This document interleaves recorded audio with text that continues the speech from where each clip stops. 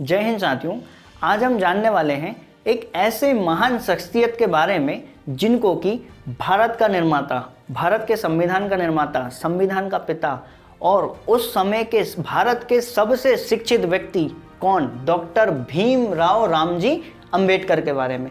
और जो लोग अंबेडकर जी से नफरत करते हैं, जो लोग गांधी जी से नफरत करते हैं, तो मैं आपको एक बात बता दूं, आपने कभी उनके बारे में सही तरीके से जाना ही नहीं, कभी उनके बारे में कुछ पढ़ा ही नहीं, आपकी जानकारी अधूरी है।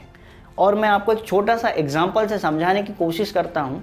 4 लोग थे, उन्होंने कभी हाथी नहीं देखा था, तो उनके सामने शर्त रखी गई कि भैया तुम्हारी आंख पे जो है ना पट्टी बांध दी जाएगी और केवल छू करके ही क्या बताना है तुमको कि हाथी कैसा होता है।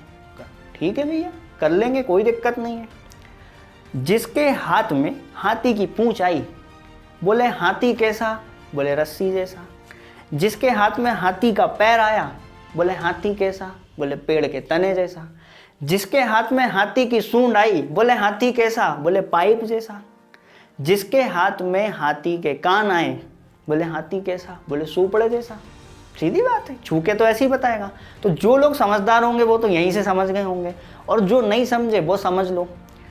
आपको तब तक किसी के विषय में कोई राय नहीं देनी है, कोई ओपिनियन नहीं देना है, जब तक आप उसके विषय में सही तरीके से जान ना लो। भाई आपके पास जानकारी आधी अधूरी है, आप उसके बारे में क्या है सही गलत बताते हो, आप अपनी राय देते हो, जो कि बिल्कुल गलत है। तो चलिए शुरुआत करते हैं अंबेडकर जी के बारे में। सबसे पहली चीज, नाम के आगे भारत रत्न लगा है। सीधी सी बात है, भारत रत्न मिला होगा तभी यहाँ पे लगा है। पर दुख की बात यह है कि इनको जो है मरणोपरांत भारत रत्न दिया गया, जबकि काम इन्होंने ऐसे किए कि इनको जो है जीते जी मिलना था। पर ठीक है, भारत रत्न की जो शुरुआत है वो 1954 में हो गई थी, लेकिन इनको जो है 1990 में मरणोपरांत दिया गया। अच्छा, इनका जो नाम है ना वो भी अपने आप में एक यूनिक है। कैसे, वो मैं अभी बताऊंगा। पहले बात कर लेते हैं इनके जन्म की। तो जन्म जो था 14 अप्रैल 1891 में हुआ था। और कहाँ हुआ था? महू में, जो कि किस में आता है? मध्य भारत में, क्योंकि पहले ब्रिटिश लोगों का शासन था तो उसको क्या बोलेंगे? मध्य भारत, जो कि आज क्या है? मध्य प्रदेश यानी कि एमपी। फिर आगे बात करते हैं कि किस जाति के थे। तो जाति इनकी क्या थी? महार जाति, जो कि दलितों में मानी जाती थी ना, दलित जाति मानी जाती थी, सीधी बात है। अच्छा, इनके जो पूर्वज है ना, पूर्वज जो है, पूर्वज मतलब पिताजी के पिताजी के पिताजी, ये लोग क्या थे? ब्रिटिश ईस्ट इंडियन आर्मी में क्या थे? इन्होंने सेवा प्रदान की है, वहाँ पे उन्होंने काम किया। वहीं इनके पिताजी की बात करें तो वो किस में थे? ब्रिटिश इंडियन आर्मी में थे, और उनकी पोस्टिंग जो थी वो कहाँ थी? महू में थी, और सूबेदार की पोस्ट पे थे। सूबेदार अच्छी खासे लेवल का पोस्ट होती है। तो देखो, ये अगर महू में थे, इसीलिए जो है अंबेडकर जी का जन्म कहाँ हुआ? महू में हुआ। फिर बात करते हैं पिताजी की। तो पिताजी का नाम क्या था? रामजी सकपाल था, और माँ का नाम क्या था? भीमाबाई सकपाल था। और इनके जो गांव था, गांव का नाम था आमंडवेकर, और जिला क्या लगता था? रत्नागिरी। और ये गांव है कहाँ पे? तो महाराष्ट्र में। अब समझना, देखो कोई भी हो, उसके कामयाबी के पीछे 3 लोगों का हाथ होता है मेनली, माता, पिता और गुरु। इनके नाम में देखो ना, इनके नाम में माँ भीमाबाई से देखो भीम, राम जी मतलब कि ये यहाँ पे आपके पिता, इनके पिता का नाम भी आ गया।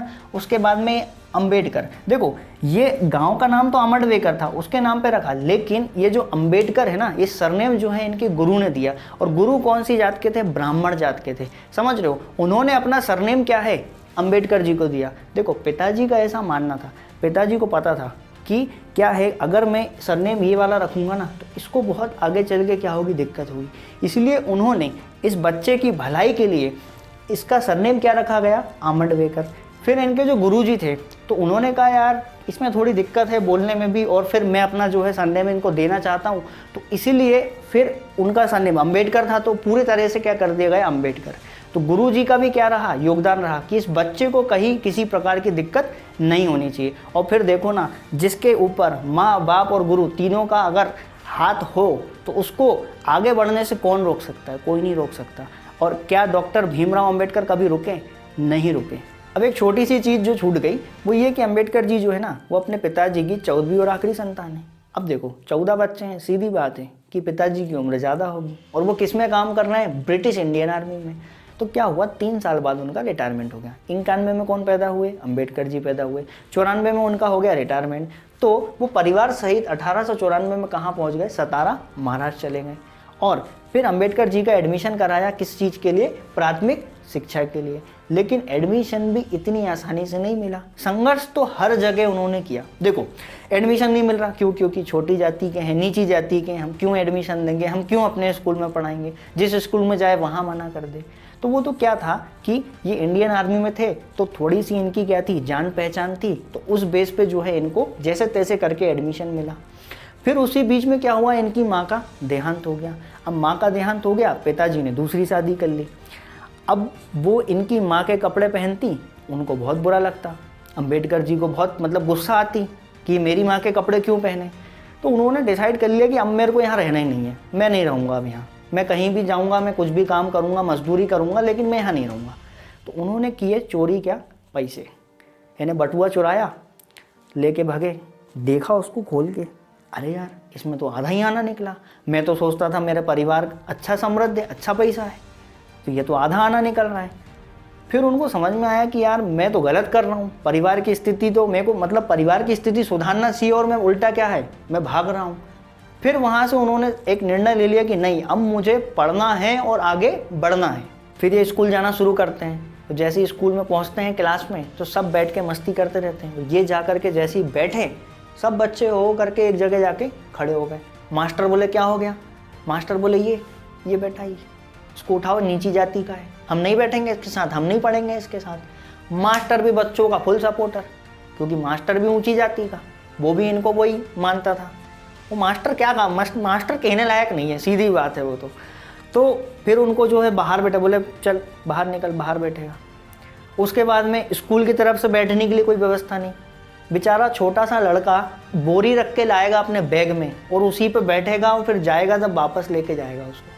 सोचो किस लेवल का वो टॉर्चर होता होगा, कैसे करके वो पढ़ता होगा। हम सोच मतलब आज अगर हम या तुम होते ना उस जगह पे, या आज की डेट में 4 दोस्त मिलके किसी एक लड़के को परेशान करे ना, तो वो इतना डिमोटिवेट हो जाए जिसकी कोई हद नहीं। सोचो उस छोटे से बच्चे पे क्या गुजरी होगी, सोचने में हालत ख़राब हो जाती है। और उस पर वो बीती है, कैसे करके वो बाहर निकला होगा, कैसे करके वो पढ़ाई किया होगा। ऊपर से पानी नहीं पीने दिया जाएगा, पानी चपरासी पिलाएगा। क्यों, क्योंकि अगर तूने नल को छीन लिया तो नल हमारा क्या हो जाएगा, अपवित्र हो जाएगा। नल से पानी नहीं पीने दिया जाएगा, चपरासी ऊपर से जो है पानी डालेगा और वो ऐसे करके पानी पिएंगे। जिस दिन चपरासी गोल हो गया उस दिन भर बेचारा दिन भर प्यासा गुजारेगा, प्यासा ही रहेगा वो। सोचो कैसे करके उन्हें पढ़ाई की होगी, ये कंडीशन थी उस समय पे। ये था कि अछूत तो है, टच करना तो है ही है, वो तो एक अशुभ मान ही रहे। दूसरी चीज़ ये कि परछाई भी नहीं पड़नी चाहिए, परछाई भी अगर पड़ गई तो वो भी सबसे बेकार चीज़ है। एक बार बहुत पानी गिर रहा था, तो अंबेडकर जी जो है गीले होने से बचने के लिए एक दीवार के पास जाके खड़े हो गए। उनने कहा यार पानी गिर रहा है तो थोड़ा सा बच जाऊंगा।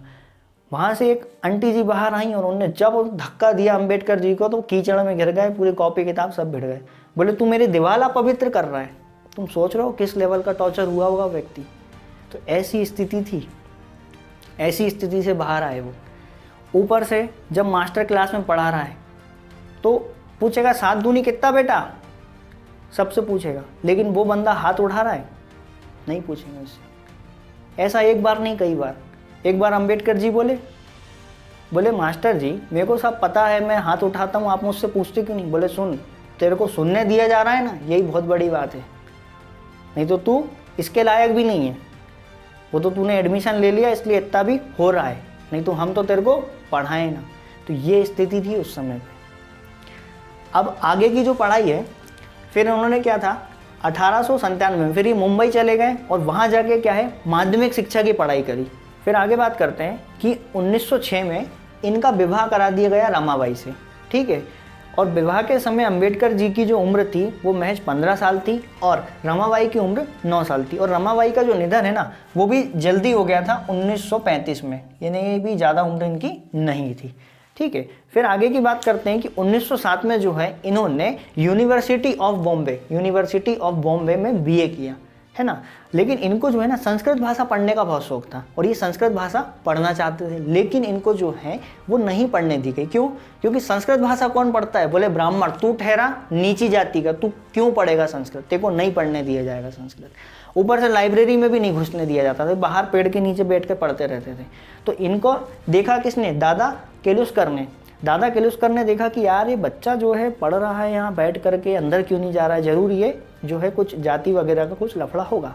तो फिर ये गए, उनसे मिले, तो वो अम्बेडकर जी क्या है पास में नहीं आ रहे थे। बोले नहीं नहीं बेटा, मैं सबको एक समान मानता हूँ, आप बात करो, कोई दिक्कत नहीं है। फिर उन्होंने जो बताया कि मैं जो है संस्कृत भाषा पढ़ना चाहता हूँ ऐसा वैसा, और उन्होंने देखा कि नहीं, लड़का बहुत लायक है, लड़का लायक है, पढ़ाई के बहुत तेज़ है, बहुत आगे जाएगा। तो उन्होंने क्या किया, उन्होंने जो है दादा केलुस्कर जो थे समाज सेवक थे, तो उन्होंने क्या किया, फिर बड़ौदा के जो गायकवाड़ थे उनसे मिलवाया। इनको जो है सयाजी गायकवाड़ तृतीय के नाम से जाना जाता है। एक प्रकार से वहाँ पे पहले जो था ये रियासत टाइप की चलती थी ना, तो उन्हीं में सयाजी गायकवाड़ तृतीय थे।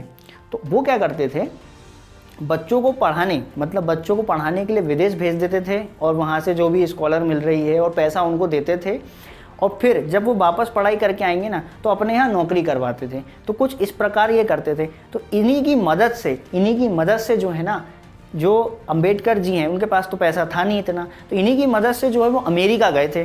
फिर बात कर लेते हैं इनके गुरु की। तो इनके गुरु जो थे वो थे ब्राह्मण कृष्ण केशव अंबेडकर। तो देखो अंबेडकर जी को जो सरनेम दिया ना वो इन्होंने ही दिया, और वो भी इसलिए दिया कि इस बच्चे को आगे कोई दिक्कत ना हो। देखो ये थे ब्राह्मण, तब भी क्या है ना कि वो नीची जाति में भेदभाव नहीं करते थे। ये थे असली गुरु, क्योंकि इन्होंने कभी भेदभाव नहीं किया। ये अंबेडकर जी को बुला करके अपने घर में खाना खिलाते थे। सोच रहे हो उस समय पे भी इनकी सोच क्या रही होगी। बहुत सारे लोगों में कुछ एक ही थे उस समय पे ऐसे लोग। तो ये ऐसे गुरु को भी सलाम। फिर आगे बात करते हैं 1913। तो 1913 में इनके पिताजी का निधन हो गया, माताजी का निधन पहले ही हो गया था, और 1913 में इनका हो गया। और 1913 में ही ये पढ़ाई के लिए कहाँ चले गए? अमेरिका चले गए, यूनिवर्सिटी ऑफ कोलंबिया। तो यहाँ से इन्होंने एमएसए पॉलिटिकल साइंस किया, एमएसए सोशियोलॉजी किया, एमएसए इकोनॉमिक्स किया, एमएसए हिस्ट्री किया, फिर पीएचडी करी। समझ रहे हो, राजनीति भी है, साइंस भी है, समाज भी है, अर्थशास्त्र भी है और इतिहास भी है। सब फील्ड में क्या है, इन्होंने पढ़ाई की। उस समय पे सबसे ज़्यादा शिक्षित माने जाते थे। क्यों? क्योंकि इन्होंने क्या है 4 पीएचडी कर रखी, 32 तो डिग्री थी उनके पास। इससे हिसाब लगा सकते हो आप। फिर क्या था, इनकी स्कॉलर वगैरह ख़त्म होने वाली थी। तो ये जो है 3 साल बाद, तीसरे साल मतलब 16 में 3 साल उन्होंने वहाँ पढ़ाई करी। कहाँ पे? अमेरिका में। फिर उनका मन बन गया कि अब मैं जो है कहाँ पढ़ाई करूँगा, लंदन जा करके। तो इन्होंने लंदन स्कूल ऑफ इकोनॉमिक्स में क्या ले लिया, एडमिशन ले लिया। वहाँ उन्होंने लॉ की पढ़ाई करी, एमएससी किया, डॉक्टरेट पढ़ा। फिर क्या था कि 1 साल में वो ड्रॉप करके वहाँ से वापस आने का फैसला कर लिया, और 1917 में वहाँ से वापस आए। फिर एक घटना घटी। देखो समय कौन सा है, 1917 का, और इस समय चल रहा है क्या, वर्ल्ड वार। और ये वहाँ से वापस आते हैं। तो जिस जहाज़ से टिकट बुक करते हैं ना, अच्छा होता है कि उसकी टिकट कैंसिल हो जाती है। तो ये क्या करते हैं, उनके द्वारा कुछ लिखी हुई बुक्स होती हैं, तो उसको उस जहाज़ में रख के ये भेज देते हैं और खुद दूसरे जहाज़ से आने का फैसला करते हैं। तो जर्मनी की पनडुब्बी है टारपीडो, वो जिस जहाज़ में उन्होंने किताबें भेजी ना, उस जहाज़ को वो डुबा देती है। अच्छा हुआ उस दिन अंबेडकर जी उसमें नहीं थे, नहीं तो हम एक महान व्यक्ति को उस दिन खो देते। और उनकी किताबें डूबी हैं, लेकिन ज्ञान तो अभी भी उनके पास है ना, उनके दिमाग में है। समझ रहे हो। और फिर क्या था कि ये जब वहाँ पे 5 साल रहे ना, लगभग 4-5 साल, तो वो अनटचेबिलिटी पूरी तरह से भूल चुके थे कि अनटचेबिलिटी भी कुछ होती है। अब वो भारत आएंगे ना, जब उनको समझ में आएगा। तो ठीक है, इसका ले लो अभी इतना स्क्रीनशॉट। तो मैंने अभी बताया कि 1917 में जो है वो अंबेडकर जी वापस आए। तो वापस आए, लेकिन एक चीज़ है, भेजा किसने था, गायकवाड़ जी ने। और क्या कहा था कि हमको सेवा देना पड़ेगा। तो भैया ये गए उनके पास में कि भैया बताइए क्या सेवा कर सकते हैं। तो उन्होंने, गायकवाड़ जी ने क्या किया, इनको सेना का सचिव बना दिया। आज के समय में पता है सेना का सचिव कौन होता है? सेना का सचिव होता है एक आईएएस रैंक का अधिकारी, वो भी जो अच्छे लेवल का हो। समझ रहे हो। तो ये इनको इस पद पे बैठा दिया। अब ये पद पे तो बैठ गए, और हाँ ये वहाँ से आए थे तो अनटचेबिलिटी भूल गए, लेकिन यहाँ आके देखा उनने। अब एक बात बताओ, वो इतने बड़े पद पर बैठा है व्यक्ति, इतनी डिग्रियाँ लेके आया है, जब चपरासी को बुलाते हैं, बोले कि वो फाइल ले आना, तो चपरासी मुंह बना के जाता है और फाइल लेके आता है और ऐसे फेंकता है फाइल।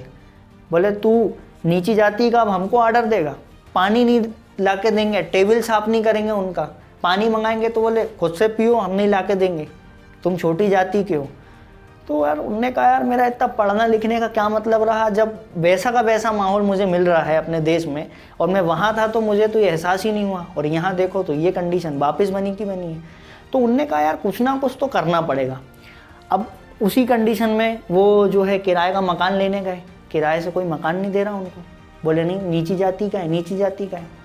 अब भैया एक भैया मिल गए उनको, तो उनने कहा भाई ये नाम है, उनने जाति नहीं बताई, तो उनने भी चट से मकान दे दिया, ये रहने लगे, इनको भी अच्छा लगा, उनने कहा चलो ठीक है यार मकान तो मिल गया रहने के लिए। फिर एक दिन सुबह उठे, देखा भैया बहुत शोर और आ रहा है आसपास से, बाहर निकले तो देखा भैया काफ़ी संख्या में लोग खड़े और मकान मालिक भी खड़ा उनके साथ में। बोले इसने बताया नहीं, इसने जाति छुपाई, और बोले ये इसने मेरा घर अपवित्र कर दिया।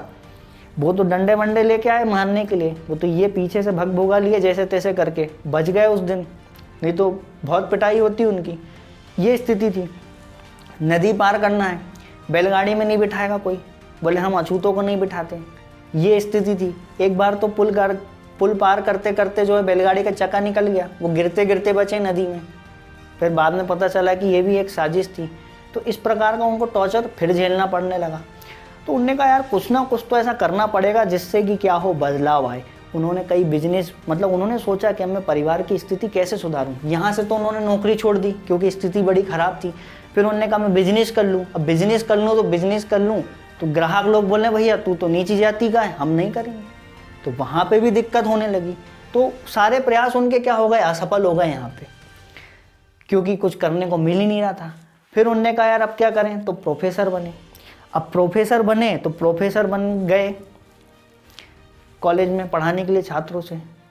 तो छात्रों को पता चला कि नीची जाति का है, छात्र पहुँचे, बोले प्रिंसिपल साहब, बोले हमको जो भी है वहाँ के हेड, बोले हमें नहीं पढ़ना इनसे, नीची जाति के। बोले नहीं, ये बोले बड़ी डिग्री लेके आए हैं, बोले अच्छे लेवल के हैं, पढ़ के देखो थोड़ा। तो भैया जब छात्रों ने पढ़ा 2-3 दिन लगातार, तो उनको लगा कि हाँ यार भले कुछ भी हो लेकिन क्वालिटी तो है। लेकिन वही दूसरी कंडीशन फिर घट गई उनके साथ में।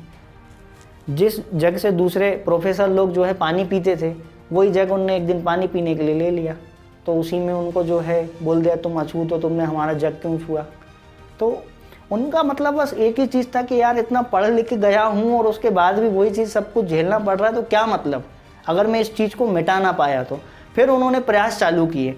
फिर 1920 में मूक नायक साप्ताहिक पत्र जो है वो स्टार्ट किया, और इसको स्टार्ट करने में कोल्हापुर के जो साथ है ना, उन्होंने काफ़ी हेल्प की। 25,000 रुपये के लगभग में उनकी जो है मदद की थी। तो देखो ये जो मूक नायक साप्ताहिक पत्र है, वो पत्र चलाने का मेन उद्देश्य क्या है, मेन उद्देश्य यही है लोगों को जागृत करना, और जो नीची जाति ने दलितों पे जो अत्याचार हो रहे हैं उनके बारे में पूरे देश को बताना, ताकि सबको पता चले। उसके बाद आरक्षण की मांग करना कि भाई हमें अलग से आरक्षण दो, ताकि कमज़ोर वर्ग के लोग भी क्या हो ऊपर उठ सकें, ये छुआछूत जो है उसको कम किया जाए। तो कुछ इस प्रकार की, मतलब जो अंबेडकर जी के विचार थे ना, वो इन पत्रों में क्या है लिखते थे, और बस ये पत्र जो है ना पूरे भारत में सप्लाई हो रहे हैं। तो इससे क्या होगा, लोगों में क्या होगा, एक विचार, मतलब एक भावना आएगी ना कि ये गलत है, हमारे साथ गलत हो रहा है, सभी को पता चले, ताकि क्या हो ये लोग भी क्या है आगे बढ़ सकें, ऊपर उठ सकें। तो बस ये प्रयास किसके द्वारा किया गया था, अंबेडकर जी के द्वारा।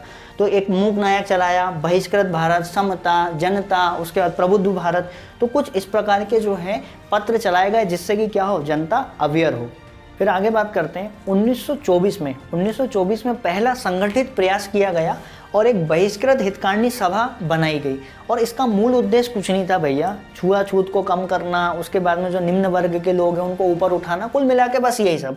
जैसे कि अति दीन हैं, अति पीड़ित लोग हैं, भारतीयों को औरों के बराबर लाना, उसका शिक्षा, उनको जो है धार्मिक और राजनीतिक जो अधिकार मिलना चाहिए वो नहीं मिल रहे थे। तो उन सब के लिए क्या करना, उन सब के लिए जो है प्रयास करना, इन सब का यही कुल मिला के उद्देश्य था। तुमको क्या लगता है कि आजकल, मतलब आज जो समाज है उसमें जो ये छुआछूत है और ये ऊंच नीचे पूरी तरह से ख़त्म हुआ? ये पूरी तरह से ख़त्म अभी नहीं हुआ है, और ये जब तक नहीं होगा जब तक ये जो बुजुर्ग लोग हैं ना, बूढ़े लोग जो पुराने ख्यालों वाले, उनका सुपड़ा साफ नहीं होगा, जब तक नहीं होगा पूरी तरह से। हो रहा है धीरे धीरे धीरे धीरे धीरे हो रहा है, लेकिन अभी पूरे तरह से नहीं हुआ। ये मैंने खुद देखा, यानी मेरे गांव में इतना ज़्यादा नहीं रहा हूँ, लेकिन मैं आपको बताता हूँ, वहाँ पे गणेश जी जब बैठते थे ना तो 2 मूर्तियाँ बैठती थी, एक जो ऊंचे वर्ग के लोग हैं उनकी और एक जो नीचे वर्ग के लोग उनकी। क्यों भैया? एक मूर्ति में काम नहीं हो रहा, मतलब उनके अलग अलग बैठेंगे, और जो जिस मंदिर में वो पूजा करते हैं उस मंदिर में वो पूजा नहीं करेंगे। और ये चीज़ मैंने शहरों में भी नोटिस की। जब कोई नीची जाति का घर चाय पी जाएगा या मजबूरन उसको चाय पिलाना पड़ गया तो क्या करते हैं लोग? कप उठा के बाहर फेंक देंगे, यानी वो कप फेंक दिया। मैं जब जानूँ वो तुम्हारी कार पे हाथ रख दें और तुम उस कार को जला दो, तब जानूँ। लोग अभी के जो है ना वो दोनों तरफ चलने वाले, वो दोनों तरफ चलने वाले। आप अगर छुआछूत वाली बात करते हो, ठीक है, तो पैसा नोट किसके पास नहीं जाता? तुमको लगता है कि वो तुम्हारे पास ही? भाई वो तो 17 सभी घरों में गया है, सब घर में गया है, ऊंच नीच सभी। कोई नीची जाति का है उसके घर भी गया है, कोई बड़ी जाति का उसके घर भी गया, लेकिन नोट को तो तुम शान से जेब में रख के घूमते हो नहीं घूमते हो? जिस चक्की पे तुम आटा पिसाते हो ना, कभी नोटिस करना उस पे नीची जाति का भी आटा पिस रहा है और तुम्हारा भी, मतलब गेहूँ पिस रहा है। तो क्या होता है ना, जब वो गाला तो बार बार टाइट और ढीला नहीं करते हैं, थोड़ा सा आटा जो है ना इसका उसमें मिक्स हो ही जाता है। फिर क्या करते हो? कुछ नहीं करते हो। जिसको तुम छोटी जाति का बोलते हो, ठीक है ना, जिसका तुमने कप उठा के फेंक दिया, शादी ब्याह में जब तुम जाते हो ना तो वही तुमको गुलाब जामुन दे रहा है, वही दाल चावल तुम सब वही ले रहे हो, है दही बड़ा तुम वही बना रहा है, सब कर रहा है। तुम जब तक खूब उंगली चाट चाट के खा रहे हो, कहाँ गई तुम्हारी वो? दोनों तरफ चलते हैं।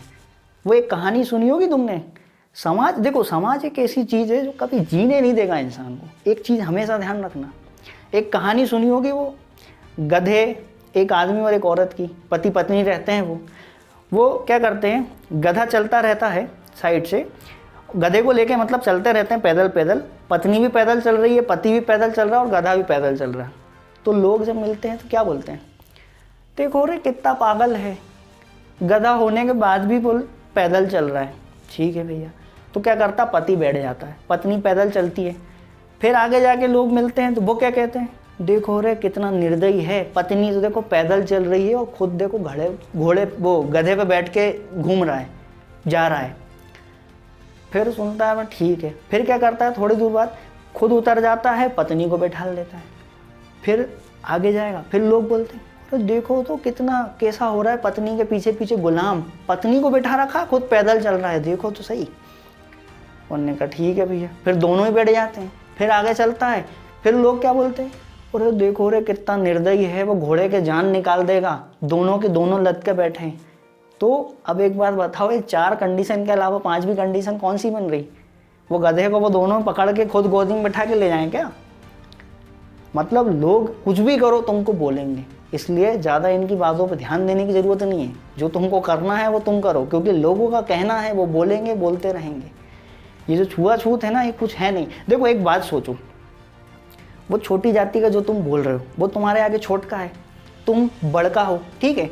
तो वो छोटका तुमको छी रहा है तो तुम आप पवित्र कैसे हो जा रहे हो? बल्कि तुम बड़े हो तो तुम उसको पवित्र कर दो ना। कैसे तुम उसको जो है अपवित्र तुम कैसे हो जा रहे हो भाई? हो ही नहीं सकते ना। तुम तो बड़का हो, वो तो छोटका है, तुम उसको पवित्र कर दो। उल्टा सब उल्टा फुल्टा चल रहा है यहाँ। फिर आगे बात करते हैं 1927 में। 1927 में जो है ना वो हुआ है महार सत्याग्रह। और ये महार सत्याग्रह का करने का जो उद्देश्य था, क्या था?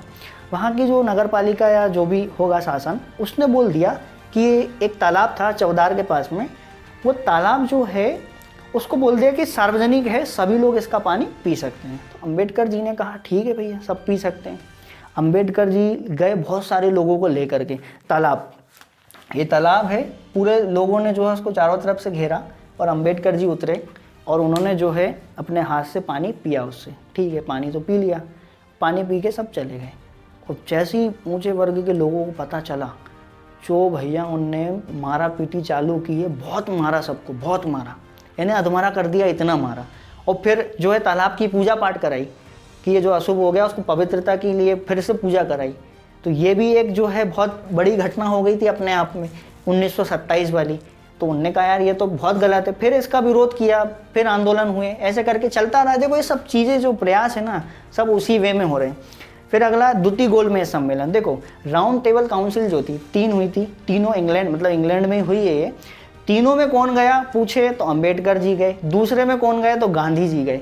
तो देखो क्या था इनके बीच में भी, दूसरे वाले में क्या हुआ, अंबेडकर जी और गांधी जी इन दोनों के बीच में हो गई बहस। वहीं पे राउंड टेबल काउंसिल में ही बहस हो गई।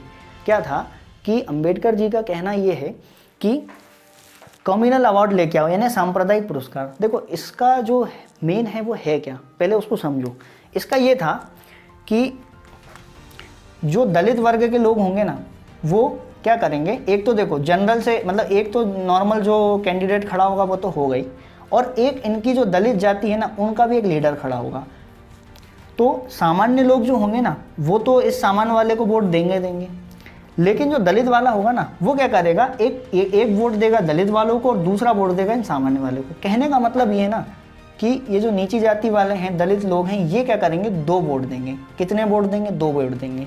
तो गांधी जी को लगा यार ये तो एक प्रकार से ऐसा हो गया ना, ये अगर आगे बढ़ गया तो होगा ये कि एक प्रकार से ये बट गए ना आपस में, ये एक कहाँ रहे, ये फिर अलग हो गए ना कि भाई ये एक वोट दे रहा है, ये खुद का लीडर खड़ा कर रहा है, अलग हो गए। तो गांधी जी अड़ गए, गांधी जी अड़ गए और गांधी जी ने कर लिया अनशन। नहीं मान रहे थे अंबेडकर जी भी अड़े थे, गांधी जी ज़्यादा अड़ गए। गांधी जी ने चालू कर दिया अनशन। अब भैया कई दिन बीते तो अंबेडकर जी ने कहा कि गांधी जी भी ज़रूरी हैं देश के लिए बहुत ज़्यादा, और ऐसी महान हस्ती बहुत कितने सालों में कब जन्म लेती है, और देश की ज़रूरत ज़्यादा है, वैसे ही दुबले पतले हैं। तो इसलिए फिर जो है वो गए और उन्होंने जो है कहा ठीक है आप जो है हमें आरक्षण दिलवाइए। मेन मुद्दा क्या था, आरक्षण का था। गांधी जी ने कहा भाई देखो मैं मानता हूँ पूरा देश एक ही है, मैं मानता हूँ पूरा देश एक ही है, और मुझे लगता है कि ये चीज़ जो है ना उसको बांटने का काम कर रही है। तो उन्होंने कहा ठीक है तुम हमें आरक्षण दो। तो आरक्षण फिलहाल तो उनको उसी की सीट में से दिया, फिर बाद में जो है संविधान बना तब उनको अलग से आरक्षण दिया। तो ये चीज़ हुई। तो देखो इसमें क्या हुआ था, ये 1932 में हुआ, इसका नाम पूना समझौता रखा। किस किस के बीच में हुआ, गांधी जी और अंबेडकर जी के बीच में हुआ।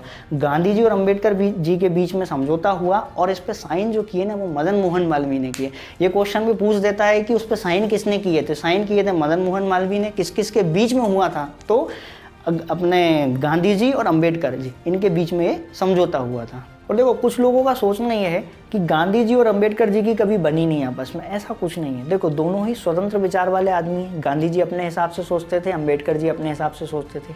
अब देखो जहाँ इनके विचार मैच खाते थे वहाँ ये जमकर एक दूसरे का साथ दिए, और जहाँ इनके विचार मैच नहीं खाए वहाँ इन्होंने जमकर एक दूसरे का विरोध किया, जैसे यहाँ पे ही हुआ था। यही तो अंबेडकर जी सोच रहे थे कि भाई जो है समाज को उठाने के लिए ये एक अच्छा प्रयास है, लेकिन गांधी जी का कहना था कि इससे क्या होगा, डिवाइड होगा, हम तो एक करना चाह रहे हैं, यहाँ पे डिवाइड हो रहा। तो दोनों ने एक दूसरे का विरोध किया। ऐसी कंडीशन देखो, अकॉर्डिंग टू कंडीशन।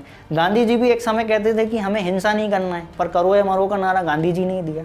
तो ऐसा कुछ नहीं है कि इन दोनों की नहीं बनती थी, अकॉर्डिंग टू कंडीशन जो है ऐसी चीज़ें होती हैं। तो ये आपका सोचना गलत है कि इनकी नहीं बनती थी, ऐसा कुछ भी नहीं है। फिर आगे इनके द्वारा लिखी हुई एक बुक जिसका नाम है द प्रॉब्लम ऑफ रूपी, its origin and it's solution. ये जो बुक है ना, इस बुक के आधार पे किसकी स्थापना की गई, आरबीआई की, रिजर्व बैंक ऑफ इंडिया, इसकी स्थापना की गई। सोच रहे हो आप, जिस व्यक्ति को स्कूल में पढ़ने का मौका नहीं दिया जाता था उसकी द्वारा लिखी हुई बुक के आधार पे आप आरबीआई की स्थापना कर रहे हो। देख रहे हो, संघर्ष इसको कहते हैं।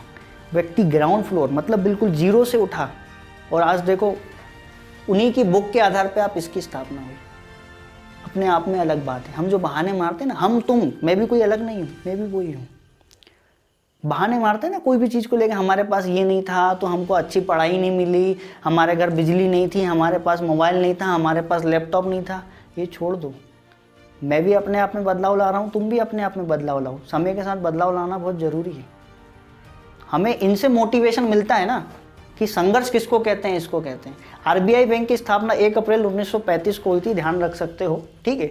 फिर बात करते हैं संविधान में योगदान। देखो वैसे अगर मैं बात करूँ ना तो संविधान में जो मतलब सभा का सदस्य बनने के लिए भी इनने क्या है बहुत प्रयास की। पहला प्रयास जो है बम्बई अलग होता है, और जो हम मुंबई बोलते हैं वो अलग। बम्बई में थोड़ा सा गुजरात वाला हिस्सा और जो मुंबई है वो वाला हिस्सा एक ही बोलते थे, उसको बम्बई बोला जाता था। तो वहाँ से चुनाव लड़े। लेकिन वही बात है ना कि इनको जीतने नहीं दिया गया। ये बुक में लिखा हुआ है कि उनको मतलब बहुत रोका गया, नहीं जीतने दिया गया, हरा दिया गया ज़बरदस्ती, जबकि वो थे उस लायक, लेकिन नहीं।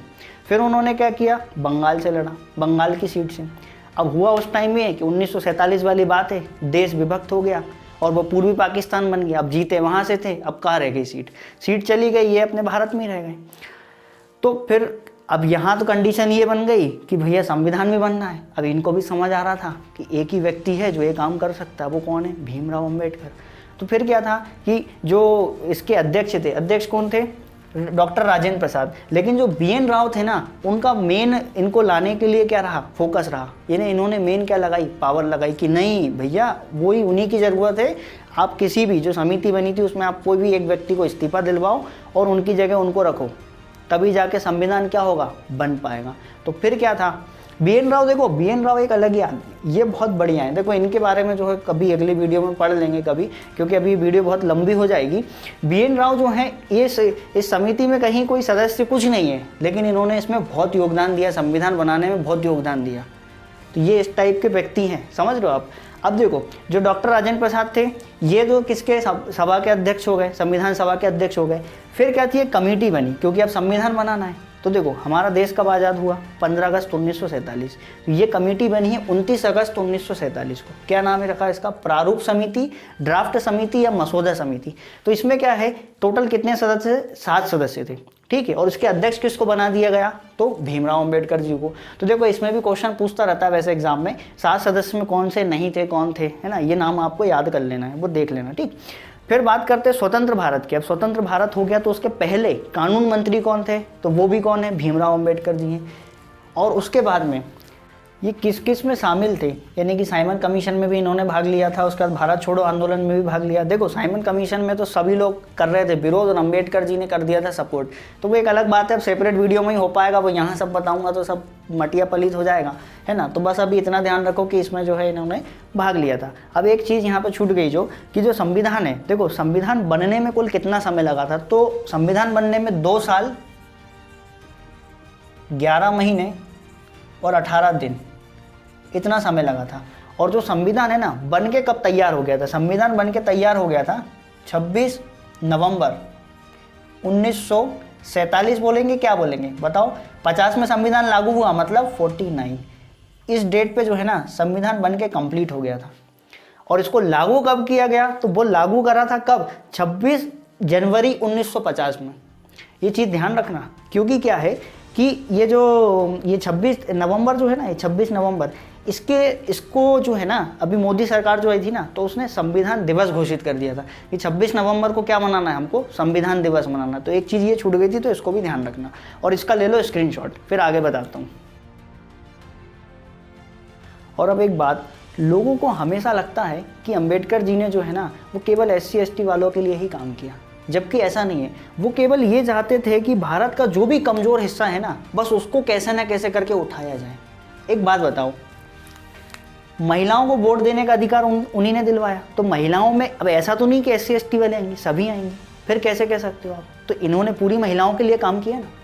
उसके बाद में बात करें RBI, तो RBI की स्थापना केवल SC ST वालों के लिए थोड़ी हुई, सभी का है, कैसे कह सकते हो आप। ड्यूटी टाइम जो है ना, पहले 12 घंटे 13 घंटे 14 घंटे हुआ करता था, लेकिन उसको घटा करके कितना करा, फिर 8 घंटे लेकर के आए। ये किसने किया, ये तो सभी के लिए किया ना, सभी के लिए किया। उसके बाद बात करें समानता, देखो समानता पे उन्होंने सबसे ज़्यादा काम किया। केवल उनका एक ही उद्देश्य है, क्या, सभी लोग समान रहे, सभी लोग समान रूप से रहें, कोई भेदभाव नहीं किया जाए। फिर उसके बाद जैसे मैं इसकी बात करूं, हिंदू कोड बिल की, तो हिंदू कोड बिल जो था वो भी काफ़ी अच्छा था। पर क्या है ना कि देखो इसमें डिटेल में बात नहीं करूँगा, अलग से सेपरेट वीडियो ही रहेगी उसकी, क्योंकि हिंदू कोड बिल के अंदर भी 8 चीज़ें हैं। तो उसमें से मैं एक छोटा सा आपको एक एग्जाम्पल दे के बता देता हूँ। कुछ नहीं था भैया, होता ये है कि जैसे हिंदू धर्म है, तो उसमें एक हिंदू व्यक्ति ने 2-3 शादी कर ली, तो उसमें होता ये ना कि बाकी महिलाओं को शोषण हो जाता है ना। फिर भाई वो कैसे पलेंगी बढ़ेंगी, मतलब वो अपना कैसे घर चलाएंगी। दिक्कत ये होती ना कि वो तो तीसरी ले आया, दूसरी ले आया, फिर पहली वाली का क्या। तो इसका जो विरोध था वो करना किसको था, मतलब इसका समर्थन किसको करना था, इसका समर्थन करना था किसको, जो मुस्लिम महिलाएं उनको, क्योंकि मुस्लिम महिलाओं के साथ ये पहले से होता चला आ रहा है। और विरोध करा किसने? हिंदू पुरुषों ने, कि जब मुसलमानों में 2-3 हो रही तो हम क्यों नहीं करें। तो ये सब गड़बड़ आ गया यहाँ। ठीक है, बस अभी इतना ही काफ़ी है, ज़्यादा डिटेल में नहीं बता रहा हूँ। ठीक है, टीए डीए मतलब ये जो हमको जो महंगाई भत्ता वगैरह मिलता है वो सब क्या है? इन्हीं की देने। आरक्षण की बात करें तो देखो, आरक्षण का ऐसा है कि उस समय पे बहुत ज़्यादा ज़रूरी थी। देखो मैंने कितना बताया आपको कि कैसी स्थिति से जो है दलितों को ऊपर लेके आए हैं, तो उस समय पे बहुत ज़रूरी था। आज की अगर बात करें तो आज इतना ज़रूरी नहीं है। हम तो कहते हैं कि सबको बराबर रूप से, समान रूप से शिक्षा मिले। जितनी ज़्यादा शिक्षा, सरकार को जितना ज़्यादा प्रयास हो सके शिक्षा देने का करना चाहिए, क्योंकि शिक्षा है तो देश का विकास है, सीधी सी बात है, और तो कोई बात ही नहीं है। और जो निचली जाति की महिलाएं थी ना, उनको जो है ऊंची साड़ी पहनना पड़ता था, उसका भी विरोध किया अम्बेडकर जी ने, उनमें भी समानता लाए। और मैं आपको एक घटना बताता हूँ जो कि इनसे रिलेटेड नहीं है, लेकिन फिर भी हमारे देश की ही है। केरल में जो है ना, एक त्रावणकोर का एक राजा था, उसने लगा दिया था मूलाकर्म। मूलाकर्म में कुछ नहीं होता, निचली जाति की जो महिलाएं हैं ना, वो अपने स्तन को नहीं ढकेंगी, और अगर वो अपने स्तन ढकती है तो उनको टैक्स देना पड़ेगा। कितनी शर्मनाक बात है। इसके विरोध में महिलाओं ने अपने स्तन काट लिए थे, और ब्लीडिंग के कारण ना उनकी मृत्यु हो गई, और उनकी चिताओं पे उनके पति जिंदा जो है जल गए। कितनी मतलब भयानक घटना रही। तो इस देश में केवल नारी यानी कि केवल महिला ही सती नहीं रही, पुरुष भी सती हुए। बहुत शर्मनाक और ये हमारी एक संस्कृति पे धब्बा है बिल्कुल ये चीज़। तो कहीं ना कहीं जो है इक्वलिटी लाना बहुत ज़्यादा ज़रूरी था देश में, जिसमें जो है अम्बेडकर जी ने काफ़ी हद तक बहुत ज़्यादा प्रयास किए। अभी भी देखो कहीं कहीं थोड़ी थोड़ी ये रह गई हैं, तो धीरे धीरे जो है हमारे जो पुराने ख्यालात वाले जो लोग हैं ना, उनका सोपड़ा साफ होते जाएगा ना, वैसे वैसे बिल्कुल एकदम सही हो जाएगा ये सब, जैसा कि अम्बेडकर जी चाहते थे। और फिर अम्बेडकर जी का आखिरी में बात करें तो इन्होंने जो है काफ़ी स्टडी की किसको? बौद्ध धर्म को, क्योंकि उनको जो है ना, जो मैल जो खाया जा रहा था, जो मैल पूरी तरह से निकल नहीं पाया था ना ये जाति का, जो शुरू से वो झेल रहे थे, इसलिए उनको धर्म बदलना था। तो उन्होंने जो है बौद्ध धर्म अपना लिया। और बौद्ध धर्म में भी नवयान, अब नवयान जो है ना, मैं किसी सेपरेट क्लास में बताऊंगा कि नवयान क्या है, ठीक है, क्योंकि हीनयान महायान एक ही एक नया ही था, कौन सा? नवयान, ठीक है। और इन्होंने तो अपनाया, साथ में 5 लाख लोगों ने जो है ना इनको फॉलो किया और बौद्ध धर्म को अपनाया। और ये कहते थे सभी जीवात्माओं को क्या है, अपनी जीवात्माओं को कैसा देखना चाहिए? अपनी तरह देखना चाहिए। ये बहुत बड़ी बात है इसमें। और किसी भी चीज़ में बदलाव लाने के लिए ना शिक्षा ही एक ऐसा तरीका है जिसके कारण क्या है, बदलाव लाया जा सकता है, सोच बदली जा सकती है। अम्बेडकर जी भी कह के गए हैं ना, शिक्षा वह शेरनी का दूध है, जो पिएगा वो दहाड़ेगा। ये बिल्कुल सही कथन है। और एक बात और, आजकल लोग केवल फॉर्मेलिटी निभाते हैं किसी भी चीज़ में। 26 जनवरी आई, व्हाट्सएप पे स्टेटस डलेगा, ठीक है। 15 अगस्त आया, व्हाट्सएप पे स्टेटस डलेगा।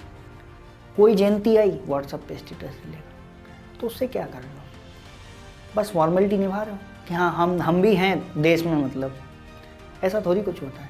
ये भावना अंदर से आनी चाहिए। जैसे अम्बेडकर जयंती है, तो भाई आप उनके विषय में जानो क्या विचार थे। वो ये थोड़ी बोलते कि मेरा जन्मदिन मनाना है तुमको, नहीं, कौन कहेगा। वो कहें कि मेरे विचारों को फॉलो करो, मेरे जैसी सोच डेवलप करो। जो मैंने किया, जो जितना संघर्ष मैंने किया, उस संघर्ष से कुछ सीखो, वो ये कहते हैं। और जितने भी जो महानुभव हुए हैं, जो महापुरुष हुए हैं, वो भी यही कहते हैं। इसलिए फॉर्मेलिटी मत निभाओ, अगर चाहते हो तो अंदर से जो है ना वो भावना आनी चाहिए। और 6 दिसंबर 1956 6 दिसंबर 1956 में इनकी जो है डायबिटीज़ के कारण क्या हो गई? मृत्यु हो गई। बाकी ऐसे लोग मरते कहाँ, ऐसे लोग तो अमर हो जाते हैं। इनकी जो विचार हैं उनको कभी आप ख़त्म ही नहीं कर सकते, हमेशा के लिए अमर है। तो ये कुछ मिनटों में जो है मैंने अम्बेडकर जी के बारे में जानकारी दी। वैसे तो अगर 2 दिन लगातार भी बात की जाए ना तो बातें ख़त्म नहीं होती। बहुत सारी ऐसी चीज़ें हैं। देखो हमेशा क्या है, इनको है ना रोका गया कहीं ना कहीं। संविधान बनाते समय में भी बहुत सारी चीज़ें इनके हिसाब से करना चाहते थे, लेकिन नहीं हो पाई, क्योंकि देखो बहुत सारी बुक हैं, सभी में बहुत कुछ दिया हुआ है। अब अभी अगर मैं सारी चीज़ें यहाँ बताऊँगा तो बहुत ज़्यादा बढ़ जाएगा वो, ठीक है। तो सबके लिए अलग अलग हम बात कर लेंगे कभी भी, किसी भी दिन अगर कोई अलग से टॉपिक रहा तो, ठीक। और आज के युवा को जो है ना इनके बारे में जानना बहुत ज़रूरी। मतलब आप किसी के भी घर, गांधी जी हो, जितने भी महापुरुष हैं ना, आपको पढ़ना चाहिए, आपको कुछ ना कुछ सीखने को मिलेगा। और युवाओं को तो जिसमें बिल्कुल पढ़ना ही चाहिए, जानना ही चाहिए उनके बारे में। जानोगे ना तो तुम भी थोड़े जागृत होगे। क्योंकि 23 साल में हमारे देश के कई लोग फांसी चढ़ गए देश के लिए, और यहाँ 23 साल में ये सोचते हैं कि करना क्या है, पढ़ना क्या है, समझ लो। तो ठीक है, ये मैंने अंबेडकर जी के बारे में जो भी जानकारी थी दी।